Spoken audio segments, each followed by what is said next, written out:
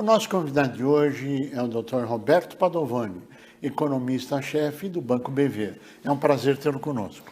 Prazer estar aqui, Curi. Muito obrigado. Nos conte a sua visão de como devemos encerrar 2020 e como será 2021, primeiro trimestre, se é que se tem um horizonte para poder falar. Bom, esse ano é fácil falar, né, Curi? Foi uma pancada. Acho que foi a primeira vez na história que todos os países, setores pararam ao mesmo tempo, o mundo todo, né? Então foi algo inédito.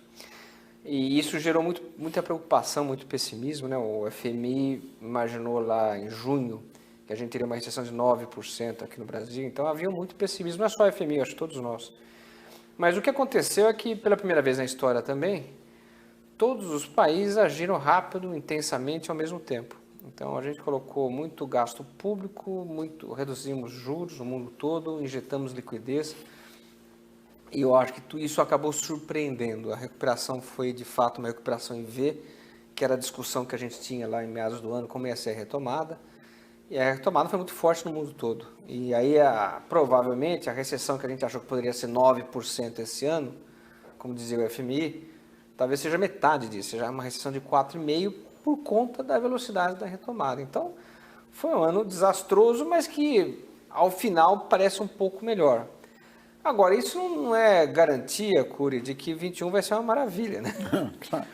Na verdade, muitas e muitas empresas quebraram, muitas e muitas pessoas perderam emprego, o poder aquisitivo está menor, existem problemas graves na economia como um todo.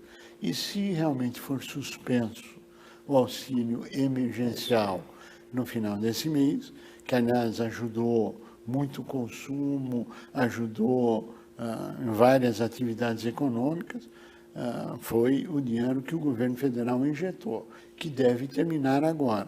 Qual a sua visão desse momento para frente, antes de chegar no primeiro trimestre de 21? Eu acho que o final de 20, a minha impressão é que o final de 20, esse Natal, vai ser bem melhor do que o começo de 21. Não, acho que não o 21, o começo. O trimestre. O trimestre. Por quê? São várias coisas ao mesmo tempo. A primeira delas é que o mundo está tendo segunda onda. Da Covid. Da Covid-19, então isso vai dar já está derrubando os negócios na Europa, nos Estados Unidos, vai afetar a gente, chega aqui também. Mas aqui no Brasil tem esse ponto que você mencionou que é central. Se tudo der certo, veja que ironia da história, se tudo der certo a gente não terá o auxílio emergencial, porque salva as contas públicas, mas salvando as contas do governo, a gente vai ter um problemaço para sustentar a demanda. O que salvou a gente nessa pandemia foi o gasto público. Então não teremos esse alívio. E aí eu acho que todos os ganhos do comércio, da indústria, que a gente viu no terceiro tri, no quarto tri, vai devolver um pouco. Então a gente vai ter aquela sensação térmica de estar mandando para trás. E tem os legados ruins da pandemia. Um legado ruim é o desemprego. A gente vai começar o ano com 14,5%, 15% de desemprego, né? Podendo subir um pouco mais ao longo do trimestre. A gente conversava antes aqui, né? A imprensa vai estar subindo. Outra herança ruim é dívida pública. A gente saímos bem, vamos dizer assim, dessa recessão, mas é um custo altíssimo. A gente teve que se endividar para pagar as contas da pandemia. Então, não vai ser fácil. São duas heranças negativas, desemprego e dívida, num ambiente global ruim, sem auxílio emergencial. Então, eu acho que a gente tem que ser conservador quando começar o ano e falar, olha, vai ser difícil. Agora eu vou polemizar um pouquinho aqui, usando teu expertise, teu conhecimento, aliás, bastante grande. Os Estados Unidos hoje discutem, nas principais universidades, em Harvard e Princeton, que o modelo adotado no passado não se aplica mais ao modelo da pandemia, ou seja, o governo tem que continuar injetando dinheiro, ele tem que estourar as contas públicas neste momento para passar a recessão, que é um enfoque exatamente oposto àquilo que foi colocado pelo mundo até o presente momento. E que me parece que o novo governo Biden envereda nessa nova linha com essa economia. Qual a sua visão disso?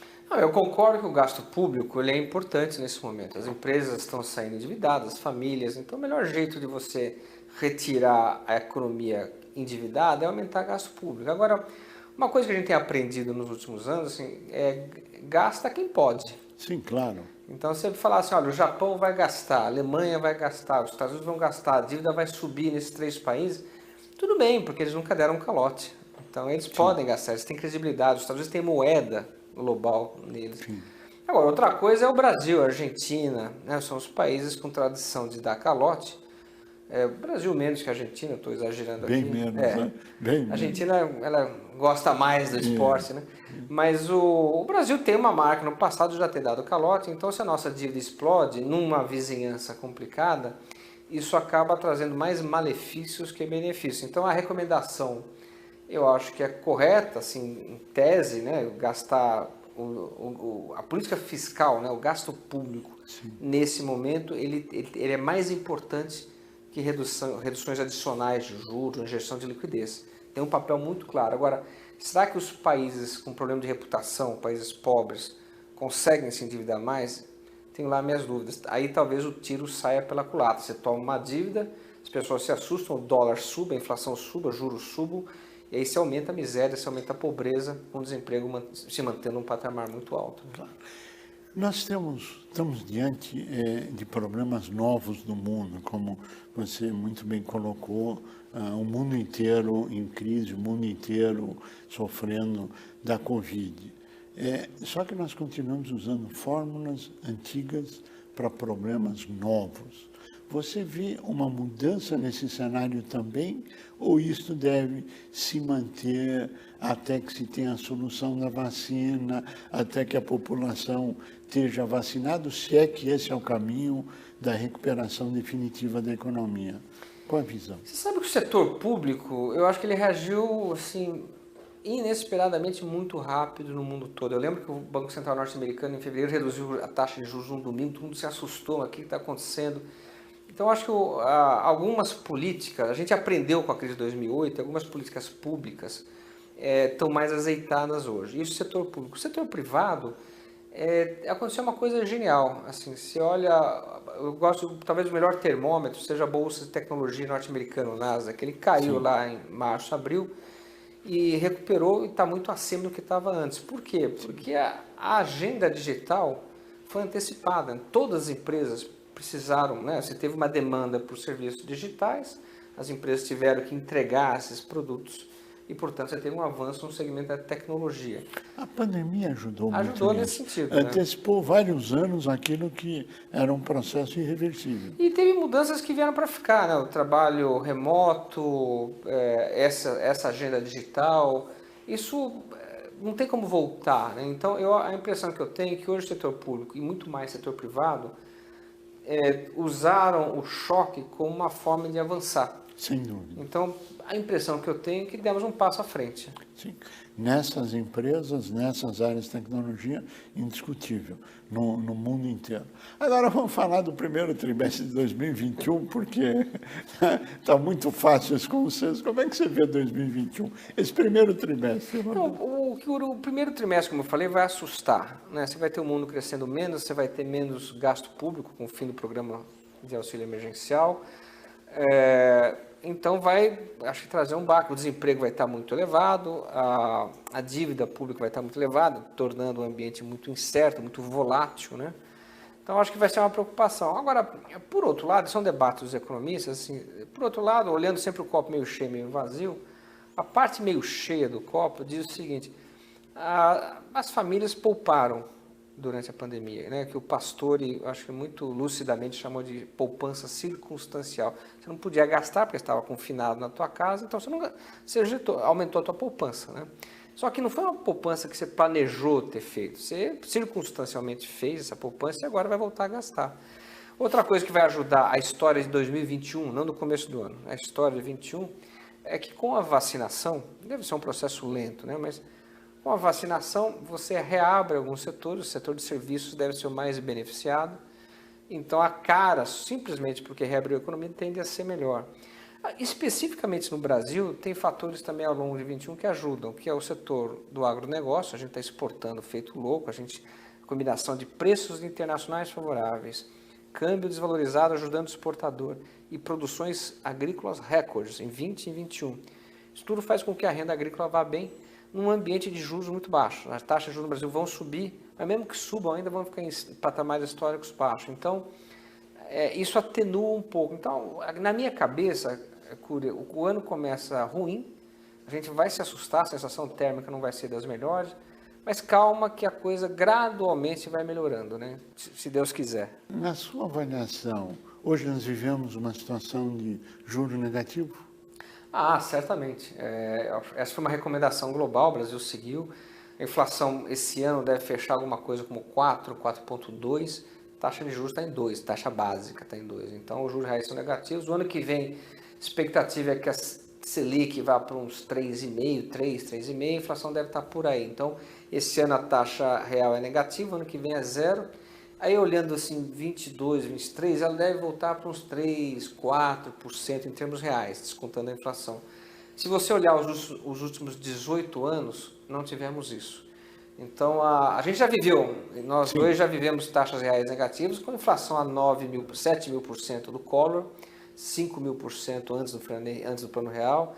Então, já vivemos ambientes confusos com taxas reais negativas. Mas esse talvez seja o primeiro momento na história econômica brasileira que você tem alguma estabilidade política e econômica com juros reais negativos.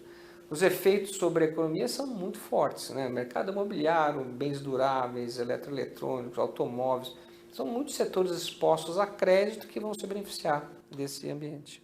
Bem, agora que está constatado e de forma indiscutível a vitória do presidente Biden nos Estados Unidos, como é que você vê o reflexo na economia? Eu vou te dar assim, um dado. No dia 3 de novembro, quando se projetou a vitória do Biden, não tinha vitória ainda, quando se projetou a vitória do Biden, naquele momento, os fluxos de capitais do mundo voltaram para os mercados emergentes, prioritariamente para a Ásia, mas sobrou um quequereco, sobrou um pouquinho aqui para a América Latina.